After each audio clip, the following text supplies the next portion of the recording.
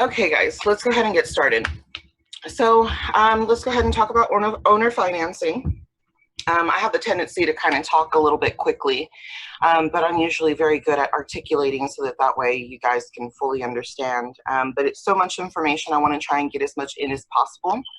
So if you do have further questions, hopefully I can have some time at the end to answer some of your questions.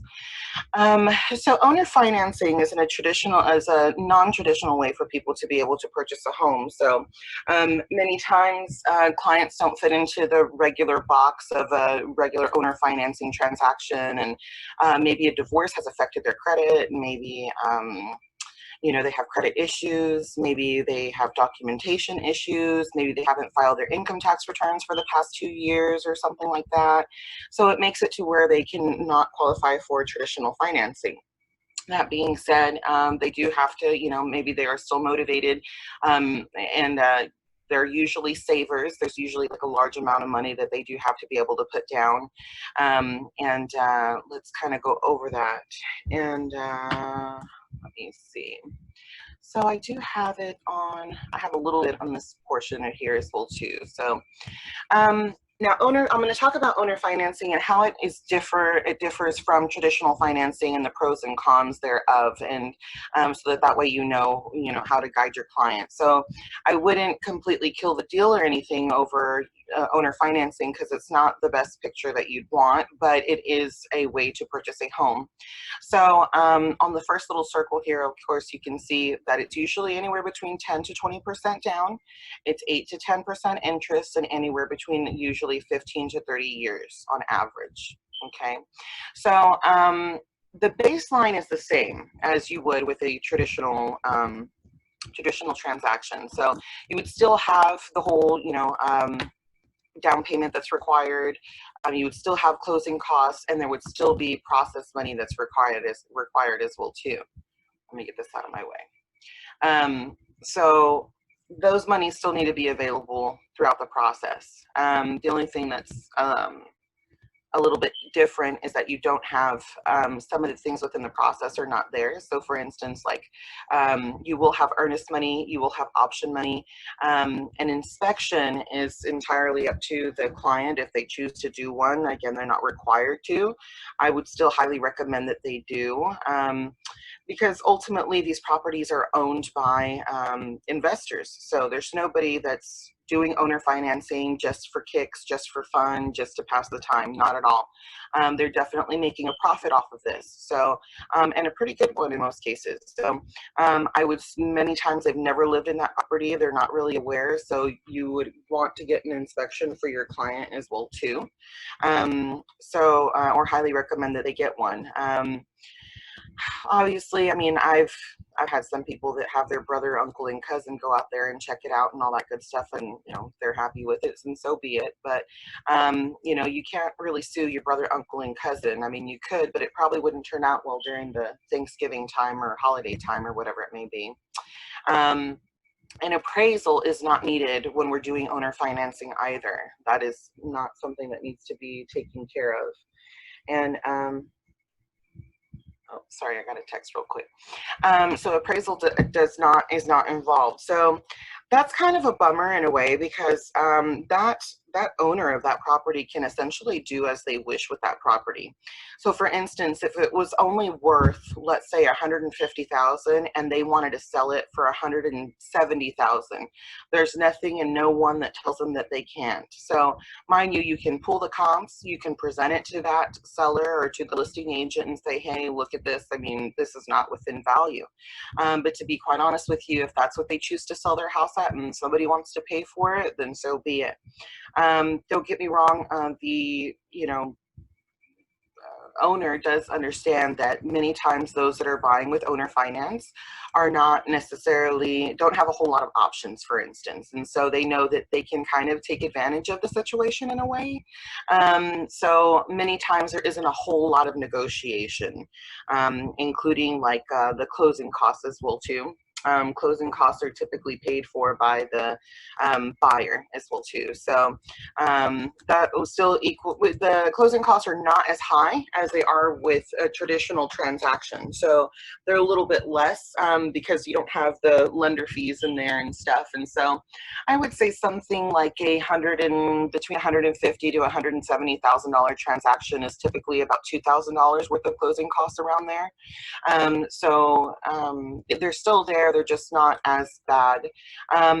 Taxes are negotiable as well too as to how they're going to get paid. So if you were representing a seller, you would highly suggest that the taxes be escrowed into their mortgage, versus if you were obviously representing the buyer and the buyer said to themselves, you know, I'd really like to pay my taxes at the end of the year and not have them included into my payment. So that is something that is negotiable.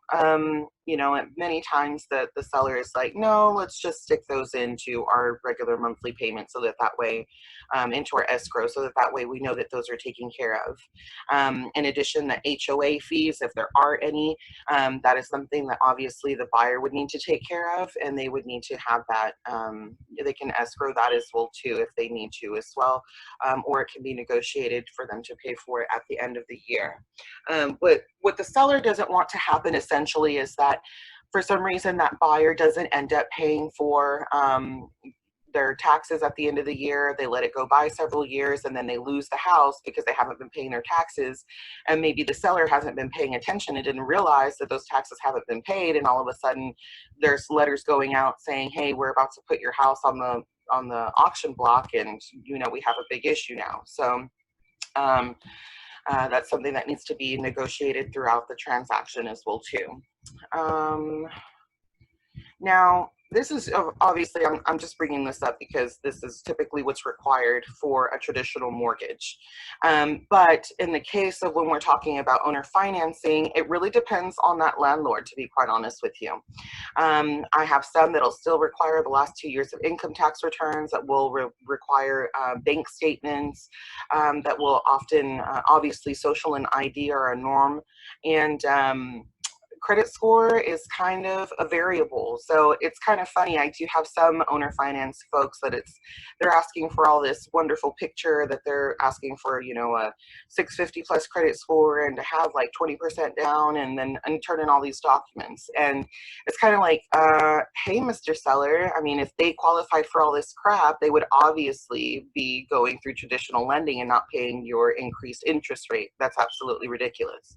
And so it's something that you have to coordinate with the listing agent and just, you know, turn in those documents and see what's able to be worked out.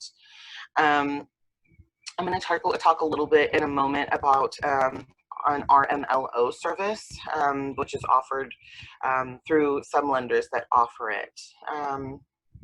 Obviously, there is no down payment assistance or anything like that available for owner financing. You got to have the money up front and all that good stuff. You will be required to present proof of funds as well too. So let me show you real quick how we're able to do a list, so that way you guys know how to generate a list.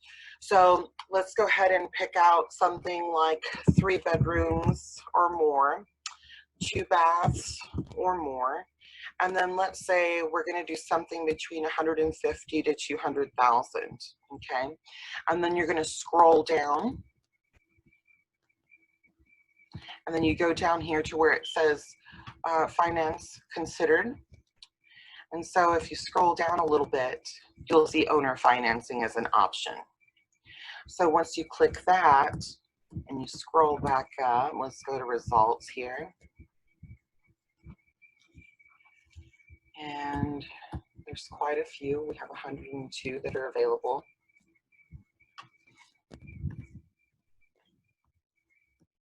I'm going to zoom in here for you.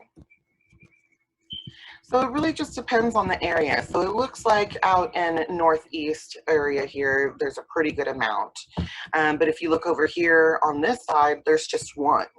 So it's, you know, kind of a bummer. You have to be a little bit patient.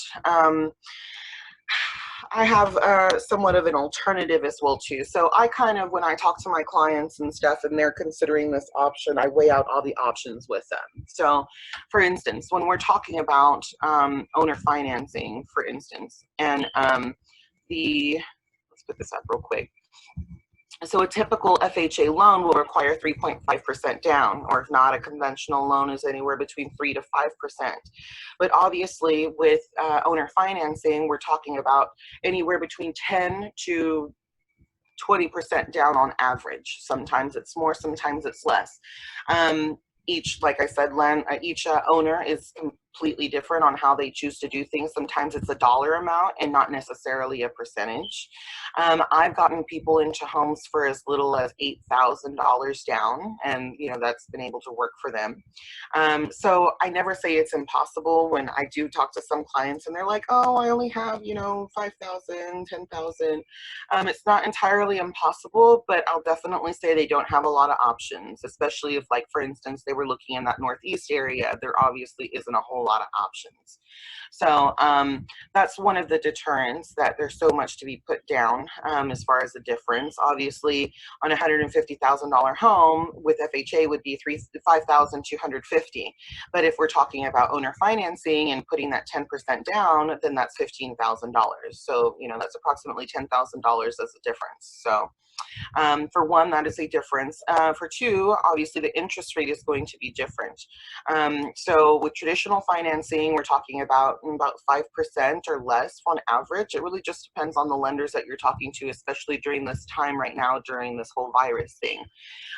So I've seen interest rates anywhere between like 3.7 to about 5, a little bit over 5.25 lately. With this though, when you're talking about owner financing, again, it's anywhere between 8 to 10% interest, which is significantly higher. That's about double right there. So you don't have again a whole lot of options. In addition, the amount of time that you're financing as well too, it can be unpredictable. Again, that goes back to that seller. Are they wanting to do the whole 30 years?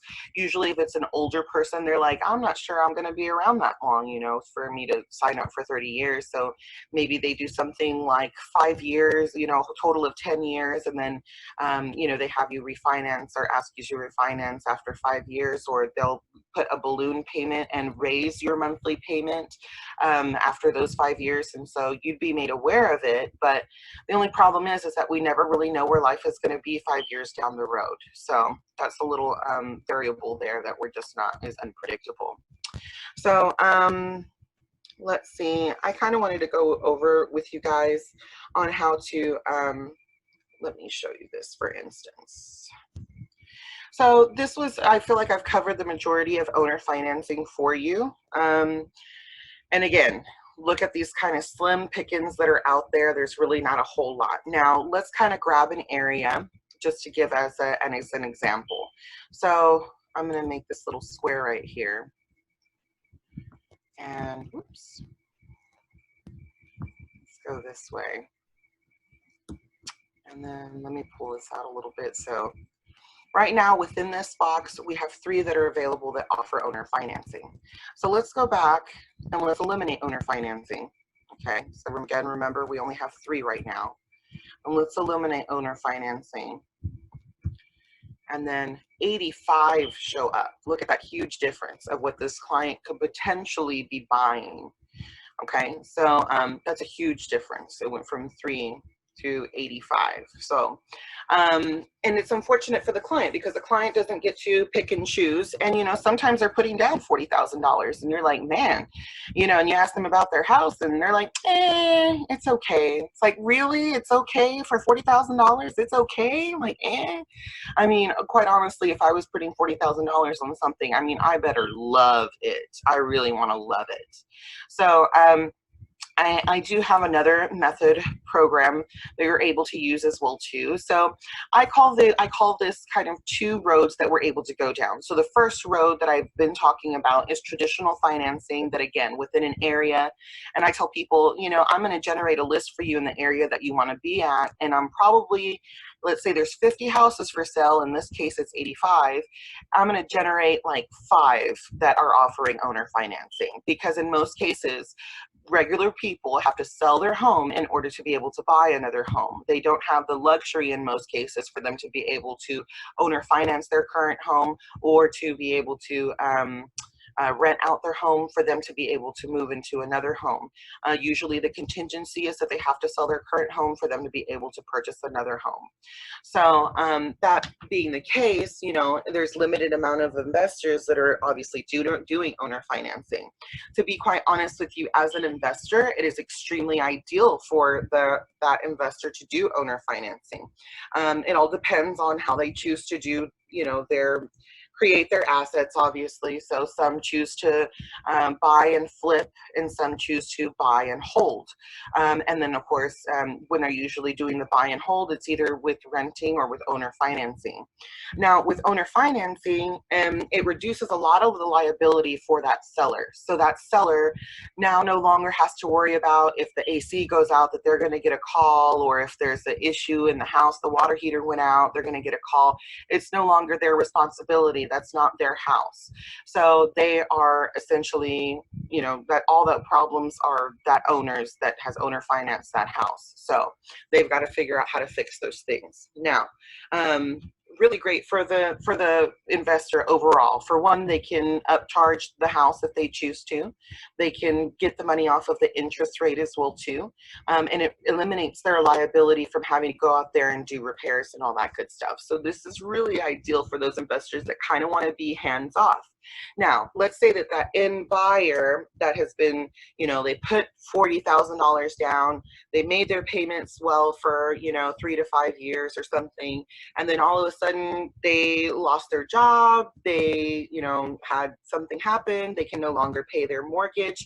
Well, what'll happen is that investor will end up having to foreclose on them, and the investor will get the property back, and they're able to do it all over again. I do know of some investors that have sold the same house 3 times, simply because the person hasn't paid it off. And ideally, I mean, they just want to sell the house. They don't want to go through the whole issue of doing foreclosure and all that stuff. That's not ideal for them. They don't want to consume their time that way. But obviously, if you don't pay, you don't stay. So it is very ideal for investors. Now, that being said, I do have a program that allows you to combine. Now, this is totally going in a different direction, and this is somebody that maybe is a little bit more seasoned or has the skill set to do so, because this is something a little bit more advanced. So this program would allow a client to be able to purchase any house that's currently available. So that means of these 85 houses that are available, they could buy any one of those, okay? So what essentially happens is that the investor will end up purchasing that house for that client. And so there will be 2 closings. So one closing where the investor is purchasing the house on behalf of your end buyer, and then a second closing where that investor is now the landlord, now the owner, the seller, and they are going to sell it to that end buyer. Okay. And so what happens with this is that during this process, you're still taking your end buyer out to look at homes. They're still picking out whatever home they want. They are still submitting the offer to their liking as well too, to what they feel comfortable with. So if they said, I want to buy this house at $100,000, then I would write up that offer as $100,000. They would be completely transparent and know what the earnest money is, the option money is, and all that good stuff throughout the process. But the name on that contract would be of the investor, not of the end buyer. But there is another separate contract with the end buyer and the investor, so that way they have an agreement, because obviously this investor is not buying this property for himself. He doesn't care about the property. In most cases, my investors don't even look at the property. As long as it's habitable and as long as it passes appraisal, they're perfectly fine with it. Um, Now, in this scenario, there will be an appraisal, and I'll go over that in a second. So all of the items are taken care of by that investor, but essentially earnest money, option money, all those things are still coming out of your end buyer's pocket because they still have to pay for those things. Again, the investor does not want this property. It is for you, and they're buying it for the intention of selling it to that end buyer. So everything would go through that investor, and same whole exact process as you would with a traditional buyer, that you're representing. And then the intricate part is when we start switching that over and doing your second closing and having it going into your end buyer's name. So usually with this process, the investors are not so particular per se as to ask for so many documents from that client. Okay, they do ask for some. They want to make sure that they do have income, but it's not so in detail, because essentially the way that the investor feels is that, hey, if you can afford to pay, 15% of whatever the overall price is, then you should have your house. And also, if they default on the payment, I mean, obviously the seller can just, the investor can simply terminate and foreclose and all that good stuff, if they don't pay accordingly as they're supposed to, and then they would retain the property back and then sell it all over again if need be. But of course, the investor would be winning all over again. The thing with this as well too is that investors are not doing favors for anybody, obviously. So essentially, investors will want to sell this property back to that person with owner financing terms, and will increase the price about 15% on the norm. Usually it's anywhere between 5 to 15% on average. So it's to say that this client is aware that they're purchasing this property at $100,000, for instance.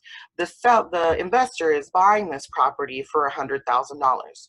When this investor sells it to the client, the end buyer, they are selling it to them at $115,000. Now, keep in mind that that end buyer also has to put down 15%, which would be $15,000.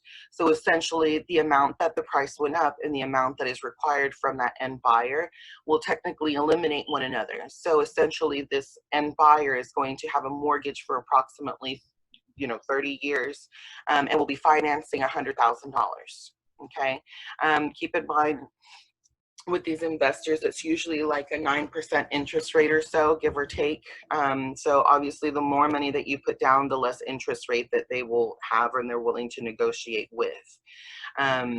But it's a great way for people to be able to make a decision, have more options to themselves as well too. Most people understand that there's a cost for doing business, and they're willing to pay it because they realize, okay, well, I don't have a perfect picture, I don't have documentation, or I haven't filed my taxes. So it's like I tell folks, if you don't have your credit together and you don't get your things together and get your ducks in a row, you're definitely going to pay for it in one way or another. So, and this is one of the ways that we're talking about as well too, through doing owner financing. But essentially, even with owner financing, the client is not throwing their money away. This is still something that they can sell later on. This is their house, and they are able to sell it on their own in the future as well too. They're able to rent it out and do whatever because it is their property. In some instances, you do have to disclose if you're going to, or make the seller aware that you're going to put the property for sale. What I would highly recommend, and that is, especially with this intricate process, is that you hire a note servicing company. They're kind of difficult to find. There's only like 2 of them that I can usually find or work with. But a note servicing company is a third-party company that is responsible for collecting the payment from the end buyer and then distributing it to where it needs to go, including the seller. So sometimes, especially with my Latino folks, I have a tendency to get phone calls where they tell me, oh my goodness, Danielle, I did this owner financing thing, and I was making my payments, but that seller wasn't making the payments to the bank. And now we're in foreclosure and I'm going to lose my house and there's nothing that I can do, and please help. And, you know, usually at that point, I'm like, okay, well, I can't help you. You need a real estate attorney now at this point. But essentially, what would be, it's best for you to hire a note servicing company. It's usually about $50 to $100 to set it up, and then about $35 every month. And usually the end buyer is paying for that. And with good reason. It's a great thing for you to have, because what'll happen is that end buyer will end up making their payments to the note servicing company. Then the note servicing company will send the payment to the mortgage company, will send money to taxes if needed, insurance if needed, and then make sure that the investor themselves receives whatever portion is their profit at the end. So essentially for that investor, it's mailbox money for them, which is pretty cool. So they don't have to be the landlord, they don't have to keep track of anything, you know, they just collect from that note servicing company. In addition, that note servicing company is really good about keeping track of everything as well too. And this is a protection thing that is helpful to all parties, because what if one is keeping track or records in a different way or the other not? So you don't want your end buyer to say, oh, well, I've paid this much, look at how much I paid. And then you have the investor that's saying, no, this is what I have recorded of what you paid. So when we have the note servicing company, they have everything recorded. Just like an example, what if something happened to that seller, that investor? What if he hurt himself, you know, he passed away, something like that happened, and, you know, maybe now that property goes to their heirs, and their heirs are like, oh, I've never heard about this, I don't have any documentation, I don't know what's happening. So with the note servicing company, it protects all parties, and it's definitely worth that $35 per each month. The other thing that I would strongly recommend that you do as well too is have your have the buyer go through an RMLO service company. This is something that is offered by lenders. Some lenders offer it, not all.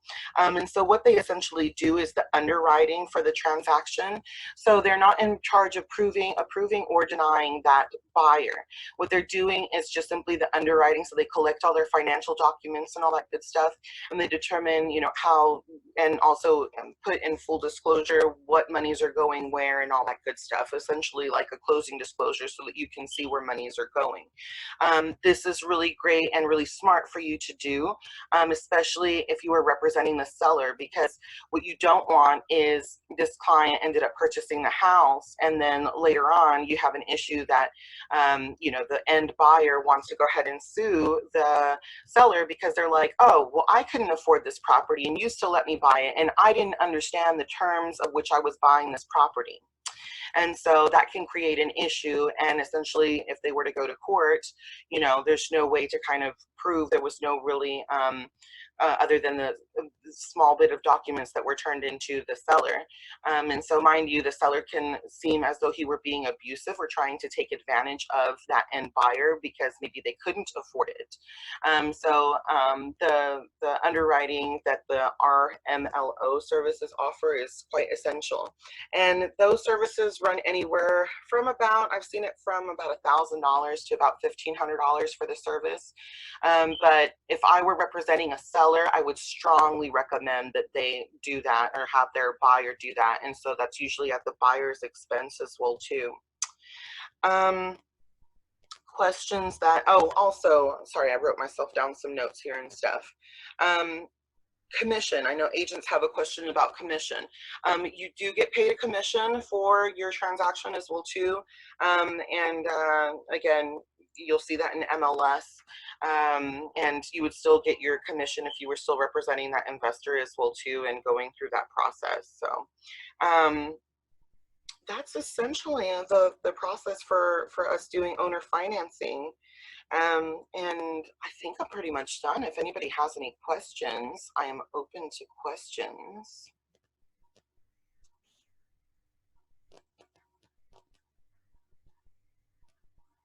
Did Texas law change, and I'm not quite sure if I'm wording it correctly, where if a buyer is purchasing a house, owner finance, and they are not able to finish paying and the homeowner that they were buying from forecloses, that the homeowner has to pay them back the money that they paid towards buying the house? I have not heard of that at all.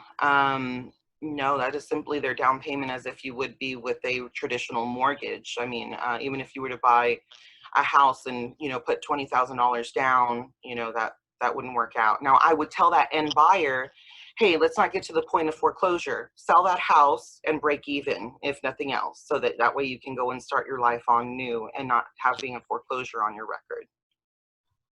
So, because they could still sell it. So, but no, I have not heard that they get any of that money back whatsoever. I've seen them sell the same property more than once. Yeah. Okay. Hey, Danielle, this is Fernando. Yes. The owner financing qualifications, can a buyer have purchase it through an I-10 number and not a social security number? Now, I-10 is another subject as well too. So let me bring that up here real quick so that I can kind of go over that.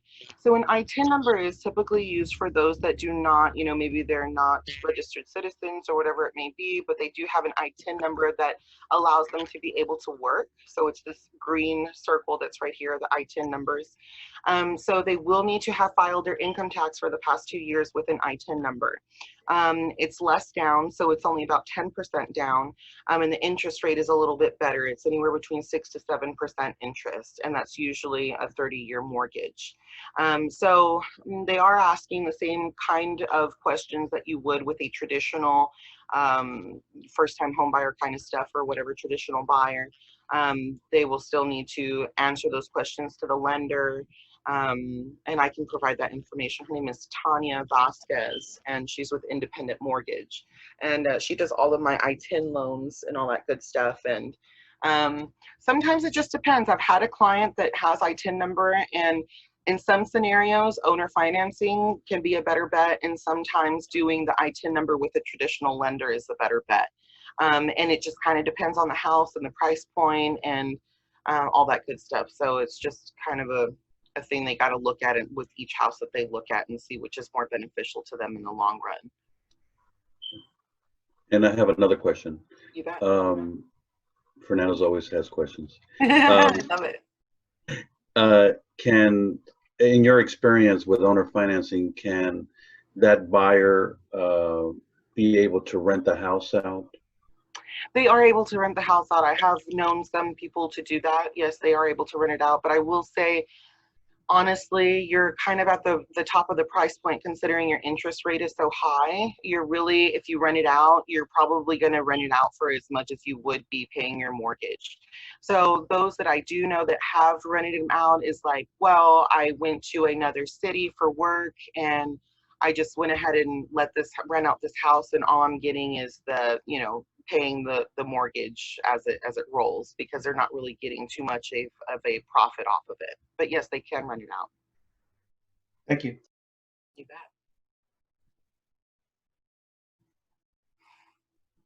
And these are some other topics on here. If you guys can see that I do plan on going over as well to the whole NACA program and the rent with option to buy and things like that. And also I would love to do a subject one day on new construction, and even do a whole thing about, down payment assistance and stuff as well too. So I like to cover an array of different subjects and stuff. I am a problem solver.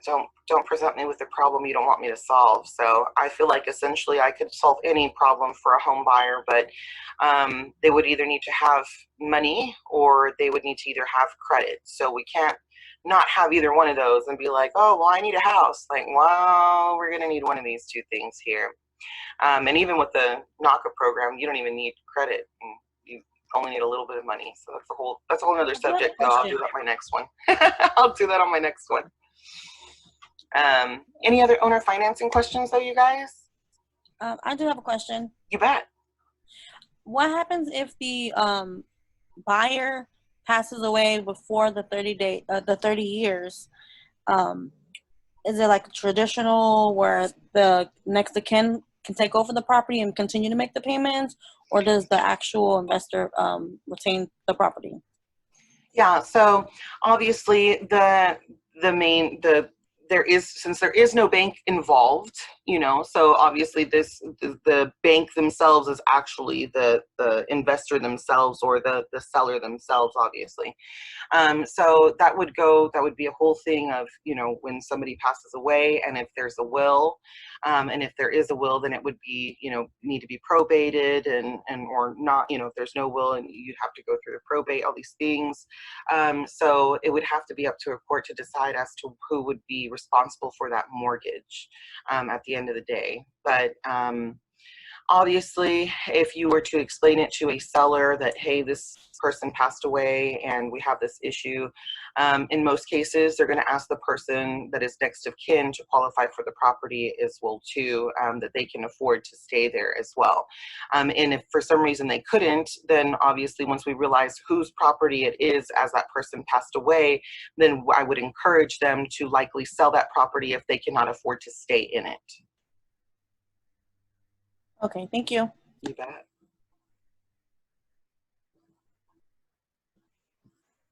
Anything else, guys? Don't be shy. Ask away. There are no silly questions. I'm going to put my information up here one more time for you guys, just in case you need it.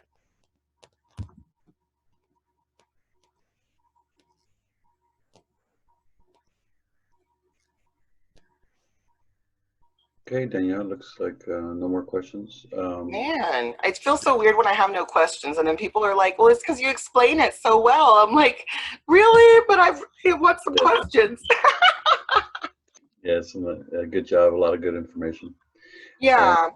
So it's a great alternative, especially for those that find it difficult. You know, I know that many times we end up, you know, if we can't fit a client into the box of traditional financing, we have the tendency to throw them away. And to be quite honest with you, with this owner financing niche, I've had quite a few agents that even just send me their clients because they're like, oh, I don't want to fiddle with that. I'll just, you know, get a referral fee and just send them on your way. I'm like, okay, well, send me your client, then I'll I'll work with them.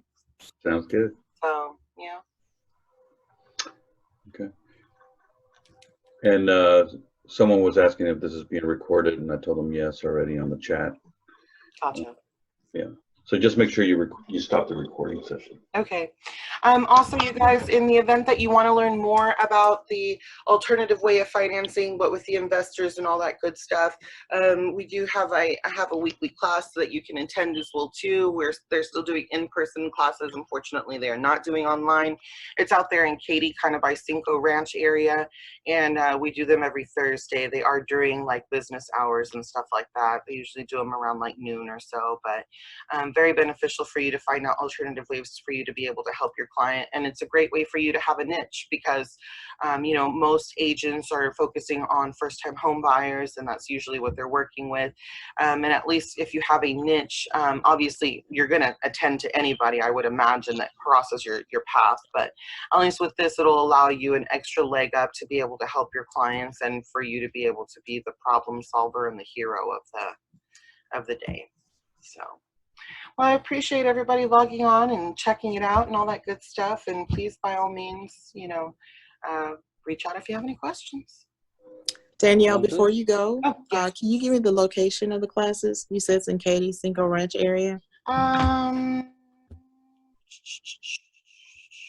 Give me a quick second. I do not know it off the top of my head.